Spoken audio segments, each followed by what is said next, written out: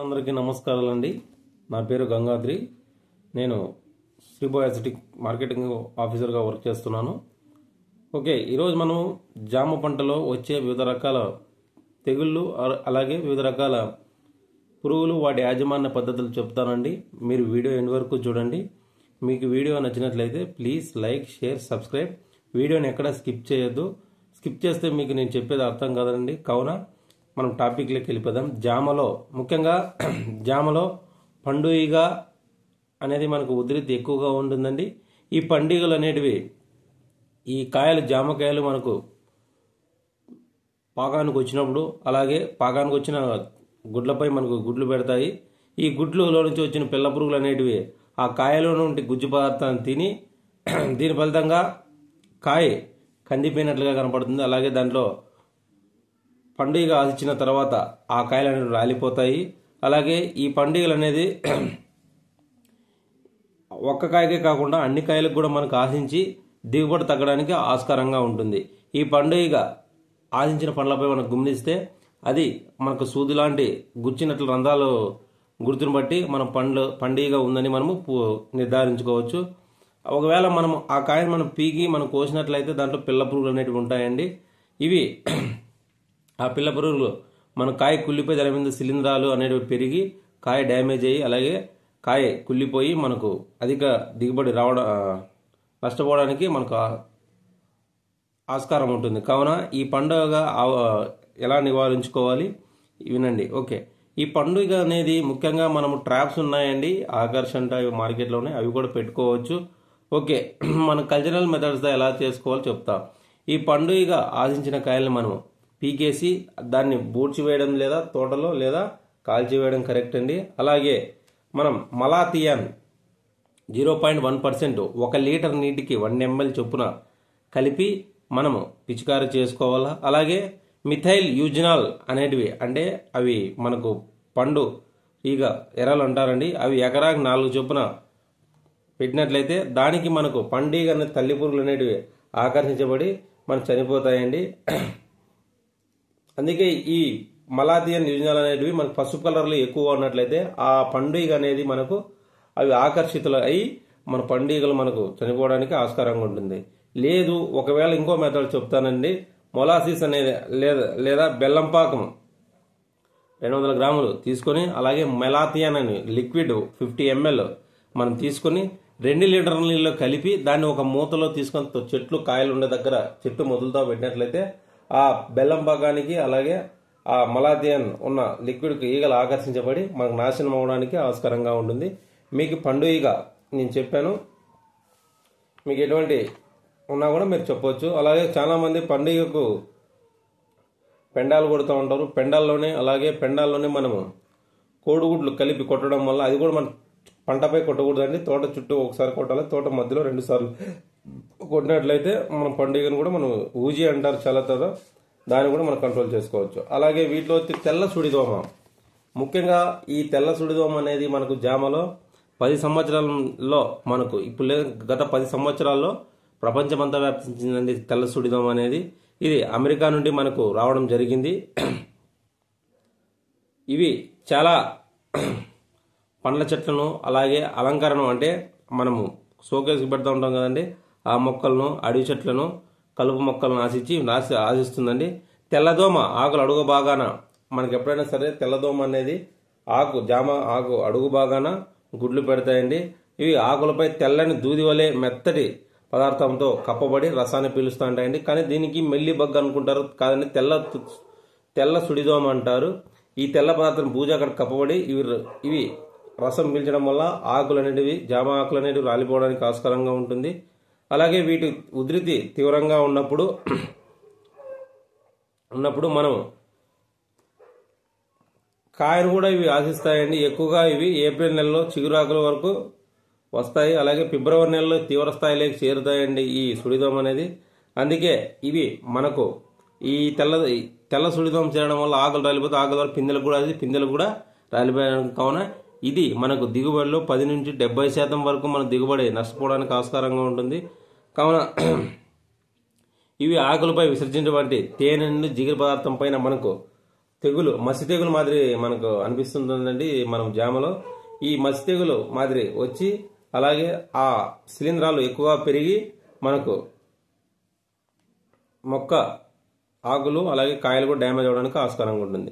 దీని నివారణకు మనం అంటే స్టార్టింగ్ స్టేజ్లో మనం గమనించినట్లయితే మనం వేపని లీటర్ నీటికి 5 ml చొప్పున అలాగే పిచికారీ చేసి, ఒకవేళ దీనికి ఎక్కువగా ఉన్నట్లయితే టెక్నికల్ చెప్తాను, పాస్పోమిడాన్ లేదా హుస్టోథయన్ అనేది 1 ml లీటర్ నీటికి చొప్పున మనం కలిపి స్ప్రే చేసుకోవాలా. లేదా మనం ఎక్కువగా ఉన్నట్లయితే అల్టిమా అనేది ఒకటి వస్తుందండి, గరుడా వాళ్ళది. అది కూడా మనం 1 ml లీటర్ నీటికి చెప్పిన మనం స్ప్రే చేసుకుంటే మనం పూర్తిగా నివారించుకోవచ్చు ఈ సుడిదోమను అనేది. ఓకే, బెరడు తినే పురుగులు ముఖ్యంగా ఇవి వయసు పైబడిన చెట్లలో మనం గమనిస్తామండి. ఇవి ఈ పురుగు నిర్లక్ష్యం, మనం ఏం చేస్తుందో అని వదిలేస్తే బెరడు పురుగు అనేది ఇది గుడ్లు అనేది బెరడులో పెడుతుంది, అంటే కాండం మీద బెరడులో పెడుతుందండి. దానిలో వచ్చిన పిల్ల పురుగులు అనేటివి కాండంలో చొచ్చిపోయి అవి కాండంలో అందరు తినడం వల్ల ఈ పురుగులు బయట పగులు మనకు బెరల లోపల ఉండి రాత్రి వేళ బయటకు వస్తాయండి. పగులు బెరల్లో బాగా తింటూ ఉంటుంది, రాత్రి వేళ మాత్రమే బయటకు వస్తాయి. ఈ పురుగు బయట కనపడుకోకుండా మనము గమనించినట్లయితే మొదల్లో మనం పుట్టమన్ను తీసుకొని దాన్ని మట్టితో కప్పేసి, అలాగే అవి మనం ఎప్పుడైనా సరే ఇవి విసర్జించిన పదార్థాలతోనే మనకు దారంలాగా పోగులాగా మనకు గూడు కట్టుకొని ఏర్పరచుకుంటాయండి. ఈ పురుగు ఆదిచ్చిన కొమ్మల మొక్క అవి ఎండిపోయి చెట్లు అనేవి మనకు కాండం వెళ్ళిపోతే మన మొక్క చనిపోతుంది కాబట్టి చెట్లు చనిపోవడానికి ఆస్కారంగా ఉంటుంది. నివారణ ఎప్పుడైనా సరే ఈ కాండం తొలచి పురుగు అలాగే బెరడు తినే పురుగులు అనేటివి మన తోటని ఎప్పటికప్పుడు క్లీన్ చేసుకుంటా ఉండాలా. ఈ పురుగు మనకు వెంటనే గమనించినట్లయితే ఆ గూళ్ళు ఉంటాయి కదండి, అంటే కాండాన్ని బొక్కేసిన దానిలో క్లోరోపైరిపాస్ కానీ లేకుంటే ఏదైనా కానీ 2.5 కానీ 50 కానీ మన క్లోరోపైరిపాస్ దాంట్లోకి మనం సిరంజి తీసుకుని దాంట్లోకి వేసి, లేదా పెట్రోల్ లేదా కిరోసిన్ దాన్ని దాని బొక్కలోకి వేసేసి మట్టితో పూడ్చేసితో అవి పురుగులు మన బయట రాకుండా లోపల చనిపోవడానికి ఆస్కారంగా ఉంటుంది. దీని ద్వారా మనం బెరడు తినే పురుగులు మనం పూర్తిగా నివారించుకోవచ్చు. పిండి నల్లి మిల్లీ బగ్ అంటారండి జామలో. ముఖ్యంగా ఈ పిండి నల్లి అనేది ఈ మధ్యకాలంలో పిండి నల్లి అనేది మనకు జామ తోటలో ఎక్కువగా నష్టాన్ని కలుగజేస్తుందండి. ఎకరానికి ఎక్కువగా చెట్లను వేయడం వల్ల, అంటే మనం ఎకరానికి 2000 చెట్లు కొంతమంది ఇంకా అంతకు మించి వేస్తూ ఉంటారు, ఇవాళ తైవాన్ జామ కానీ ఇవి ఎక్కువగా వేయడం వల్ల, అలాగే చెట్ల మధ్య స్పేస్ చాలక ఇరుగుగా ఉండే చెట్లు అలాగే గాలి వెలుతురు పడక మనకు చెట్టు లోపల పడక ఎక్కువగా ఉధృతి చెట్లు దగ్గర డిస్టెన్స్ పెట్టినట్లయితే దాని ద్వారా మనకు పిండి నల్లి ఉధృతి మనకు ఎక్కువగా రావడానికి, అలాగే పిండి నల్లికి మనం బాగా మంచి పిండి నల్లి ఎక్కువ ఉధృతి పెరగడానికి మనకు ఆస్కారంగా ఉంటుంది. తల్లి లేదా పిల్ల పురుగులు అనేటివి అండాకారంగా ఉంటాయి, అలాగే గులాబీ రంగు శరీరం మరియు దూది వంటి మెత్తర పదార్థానికి కప్పబడి ఉంటాయండి. ఇవి గుంపులుగా ఆకుల అడుగు భాగాన అలాగే కొమ్మలపైన అలాగే పండ్లపైన చేరి రసాన్ని పీలుస్తుంటాయండి. పిండి నల్లి ఎక్కువైందనుకో మనకు జామ పిందులు అనేవి రాలిపోతాయండి.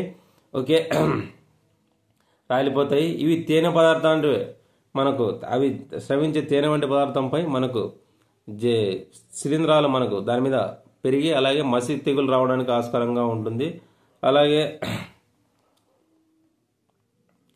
ముఖ్యంగా మనం టెక్నికల్గా మాట్లాడదాము దీంట్లో పిండినల్లి అనేది మళ్ళీ మీకు చెప్తాను. ఓకే, వీటిని మనం ఆశించిన కొమ్మలు మనం ఎటువంటి మందులు స్ప్రే చేసుకోవాలి.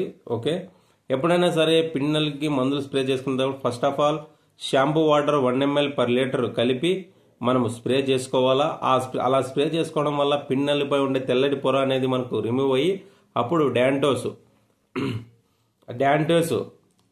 కెమ్నోవా వాళ్ళది డ్రెంచింగ్ ఇచ్చేసి, లేదు స్ప్రేయింగ్ చేసుకోవాలనుకుంటే క్లోథోడిన్ మనం 1 ml లేదు ఉధృతి ఎక్కువ అంటే 2 ml వరకు వేసుకోవచ్చు పర్ లీటర్ కలిపి మనం స్ప్రే మొక్క బాగా కొమ్మలు లేదా కాయలు బాగా తడిచే విధంగా స్ప్రే చేసుకున్నట్లయితే మనం పూర్తిగా నివారించుకోవచ్చు. ఇంకొకటి మనం టెక్నికల్గా మాట్లాడితే మనకు అల్లిక రెక్కల పురుగు, అలాగే అక్షింతల పురుగు. ఈ అక్షింతల పురుగులు మనం వదిలినట్లయితే ఆ పినినల్ అనేది మనకు, ఈ అక్షింతల పురుగు, అల్లిక రెక్కల పురుగులు అనేటివి మనకు మిత్ర పురుగులు అండి, రైతు మిత్ర పురుగులు అంటారు. ఇవి వదలడం వల్ల ఆ పినినల్ అనేది వీటికి శత్రు పురుగులు కాబట్టి ఆ పిన్నెల్ని మనం తినేసి అవి ఆ పురుగులు తినేయడం వల్ల మనకు పిన్నెలు తగ్గే ఛాన్సెస్ ఉంటుంది. అలాగే పొలుసు పురుగు. ఈ పొలుసు పురుగు అనేది మనకు జామ చెట్లలో 20 ఏళ్ల పైన చెట్లు ఇది అరుదుగా కనపడుతుందండి. ఒకవేళ వచ్చినట్లయితే ఇది ఆకులపై, కొమ్మలపై, కాయలపై, ఆకులపై ఆశించి రసాన్ని పీల్చి నష్టపరుస్తాయండి. ఈ పిల్ల పురుగులు అనేది గుడ్ల నుండి బయటకు వచ్చి దానికి సూటబుల్గా ఎక్కడగా అనుకూలంగా ఉంటుంది అనే పురుగు అది స్థలం చూసుకొని దానిపై బాగా తెల్లటి మైనం పొరను ఏర్పరచుకుని రసాన్ని పీలుస్తూ ఉంటుందండి. ఇది జీవిత చక్రం అంతా అక్కడే గడుపుతుంది. కావున ఇవి అధిక సంఖ్యలో మనకు ఆశిస్తే కొమ్మ అనేది ఎండిపోయి అలాగే మొక్క చనిపోవడానికి ఆస్కారంగా ఉంటుంది. అందుకే ఇవి ఆశించిన కొమ్మలు మనం కత్తిరించి కాల్చేయాలా. ఒకవేళ మనం ఫస్ట్ దశలో గమనించినట్లయితే ఎసిపేట్ 1 గ్రామ్ పర్ లీటర్ దాంట్లోకి గమ్ అనేది మనకు ఎక్కడుందో ఆ ప్లేస్లో మనం పిచికారీ చేసుకోవాలా. ఒకవేళ కాండం మీద గమనించినట్లయితే క్లోరోపైరపాస్ గోనె సంచిలో వాటర్లో ముంచేసి మనం రుద్దితే అవి చనిపోవడానికి ఆస్కారంగా ఉంటుంది. ముఖ్యంగా వీటిలో కాయతోల్చు పురుగు అనేది మనకు జామలో, ఈ జామలో కాయతోల్చు పురుగు అనేది మనకు ఇది సీతాకోచిలుక రెక్కలు వంటి తోకలాంటి పొడి ఉంటుందండి. ఆడ సీతాకోచిలుక గోధుమ రంగు కలర్లో ఉంటుంది.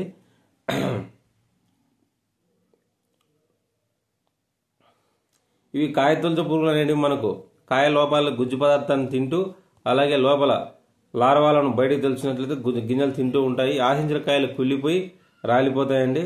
ఇది ఎక్కువగా మనకు ధాన్యంలో కూడా గమనిస్తాము. ఈ కాయతోల్చు పురుగు అనేది నివారణకు మనము డెలిగేట్ 0.5 ml కలిపి లీటర్ నీటి కలిపి స్ప్రే చేసుకోవచ్చు.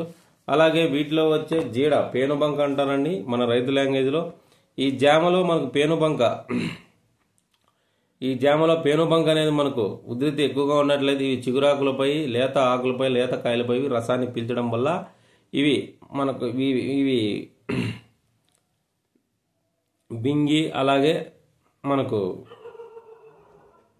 రసం పీల్చడం వల్ల బింగి అలాగే కాయ డ్యామేజ్ కావడానికి ఆస్కారంగా ఉంటుంది. ఇవి దేని ద్వారా వ్యాపిస్తాయంటే పేనుబంక అనేది జామలో చీమల ద్వారా ఇవి ప్రసరిస్తాయండి. అందుకే మనకు చీమలు మనకు ఎక్కకోకుండా మనకు ఆ కాండం చుట్టూ ఏదైనా మైలుతో సున్నం లాంటిది పూసుకోవాలి. అలాగే ఒకవేళ దీన్ని మొదటి దశలో గమనించినట్లయితే మనం రోగరు 2 ml per లీటర్ కలిపి స్ప్రే చేసుకోవచ్చు. అలాగే మనం ఎండు తెగులు యాజమాన్యానికి వస్తే జాములో ముఖ్యంగా వినండి. ఇది నేను చెప్పిన మెథడ్స్ నేను చెప్పినవన్నీ మనకు తైవాన్ ప్రతి ఒక్క జామ వెరైటీ గురించి కూడా వెరైటీలో మనకి ఇటువంటి వ్యాధులు వస్తాయి, ఇటువంటి పురుగులు వస్తాయి కాబట్టి నేను చెప్పిన మెథడ్స్ పాటించవచ్చు. అలాగే మనకు తెగులు యాజమాన్యానికి వస్తే ఎండు తెగులు. ఇది ఎండు తెగులు అనేది ముఖ్యంగా మనకు ఏ దశలో అయినా మనకు ఆశిస్తుందండి. ముఖ్యంగా ఆంధ్రప్రదేశ్ నందు ఈ తెగులు ఎక్కువగా తోటల్లో మనకు నీళ్లు కట్టన్ తోటల్లో ఎక్కువగా వస్తుందండి ఇది తెగులు. ఈ తెగులు వల్ల మన రాష్ట్రంలో 5 నుంచి 20% ప్రతి సంవత్సరం చెట్లు చచ్చిపోతున్నాయండి.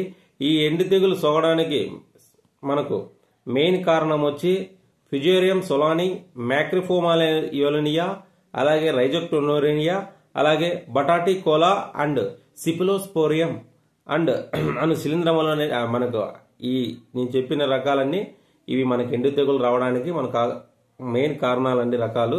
ఈ తెగులులో అనుకూల పరిస్థితిలో భూమిలో తడి ఉన్నప్పుడు అలాగే వాతావరణం మబ్బుగా ఉన్నప్పుడు ఇది భూమిలో ద్వారా ప్రసరిస్తుందండి వ్యాధి. ఇది తొలకరి వర్షాలు పడినప్పుడు సెప్టెంబర్, అక్టోబర్ నెలల్లో ఈ ఎండు తెగులు అనేది మనకు స్పష్టంగా ఎక్కువగా కనబడుతుందండి. ఈ తెగులు ఆదించిన మొక్కలు మనకు 20 నుంచి 25 రోజుల్లోనే మనకు చనిపోవడానికి ఆస్కారంగా ఉంటుంది. దీన్నే ఇంకోటండి, ఎండు తెగులు అనేది క్షారం అంటే నేల pH అంటే 7.5 అధికంగా ఉన్న నేలల్లో కూడా మనకు రావడానికి ఆస్కారంగా ఉంటుంది. ఎండు తెగులు ఆశించిన కొమ్మలు మొక్కలు మనం గమనించినట్లయితే పగుళ్ళు ఏర్పడి ఆకులు పసుపు రంగులోకి మారిపోయి తర్వాత దశలో ఆకులు ఎండిపోయి రాలిపోతుంది. అలాగే చివరి కొమ్మలు అనేవి ఎండుకుంటా వస్తాయండి. ఇలా మొదలై చెట్టు అంతా మొత్తం అంతా వ్యాపించి ఎండు తెగులు మనకు రావడానికి ఆస్కారంగా ఉంటుంది. కావున ఈ తెగులు అనేది మ్యాక్రోఫోమియా అనే తెగులు శిలీంధ్రం అనే వలన ఆశించినట్లయితే అలాగే మనకు ఫ్యుజేరియం విల్ట్ అంటారు కదండి, ఫ్యుజేరియం అనే శిలీంధ్రం వల్ల కూడా ఈ వ్యాధి వ్యాధిస్తుంది. ఒకవేళ ఈ తెగులు కాయలు లేదా పూత ఉన్న టైంలో మనకు వచ్చినట్లయితే ఆ కాయలు అలాగే ఆ పూత ఎండిపోయి మాడిపోవడానికి మాడిపోవడానికి ఆస్కారంగా ఉంటుందండి. ఇవి ముఖ్యంగా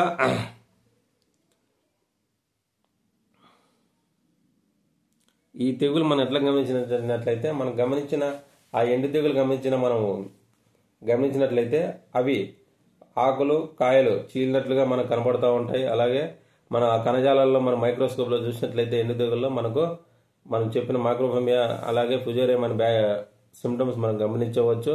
దీని నివారణకు మనం ఎటువంటి జాగ్రత్తలు వహించాలి? ముఖ్యంగా ఎప్పుడైనా సరే ఎండు తెగులు తట్టుకునే రకాలను మనము నాటుకోవాలా. మొక్కల్లో తొలకరి వర్షాలు పడిన వెంటనే 90 కేజీలు పశువుల ఎరువు, 10 కేజీలు యాప్ పిండి, 2 కేజీలు ట్రైకోడర్మా విరిడే మనం కలుపుకొని చెట్టు పదిలో 30 నుంచి 40 కేజీలు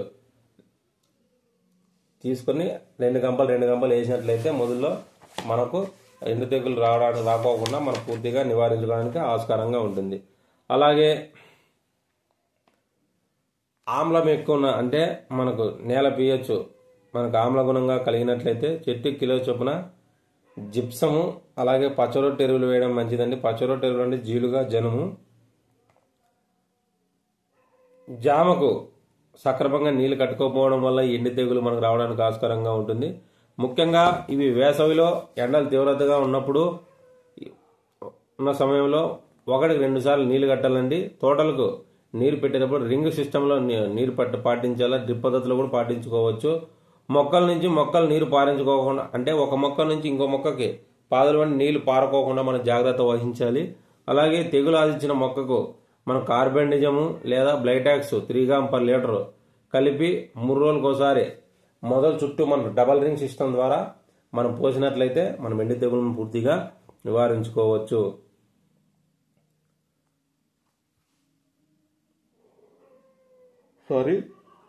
ముఖ్యంగా వీటిలో వచ్చే యాంథ్రక్నోజ్ అండి.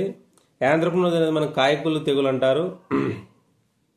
జామలో దీన్ని కొలోట్రైకమ్ బెట్రోడోప్లోడియా అనే లేదా పెస్టలోషియాసిస్ అనే ఒక శిలీంధ్రం ద్వారా మనకు యాంథ్రక్నోజ్ అనేది వస్తుందండి. దీన్ని కొల్లోట్రైకమ్ అనేది శిలీంధ్రం అనేది కొమ్మ ఎండు తెగుల్లో కూడా కలగజేస్తుందండి. దీనివల్ల లేత ఆకులు, లేత కాయలు లేదా లేత పిందెలు గోధుమ రంగు కలర్లోకి మారిపోయి నల్లగా మారిపోయి ఎండిపోతాయండి. ముఖ్యంగా ఈ యాంథ్రక్నోజ్ కాయకులు తెగులు వచ్చినట్లయితే ఇవి ఆకులపై రంగు బూడిద మచ్చలు ఏర్పడి కాయలపై చిన్న చిన్న వచ్చలుగా ఏర్పడతాయండి. మనకు స్పష్టంగా కనబడుతుంది. దీని నివారణకు మనకు ముఖ్యంగా గమనించినట్లయితే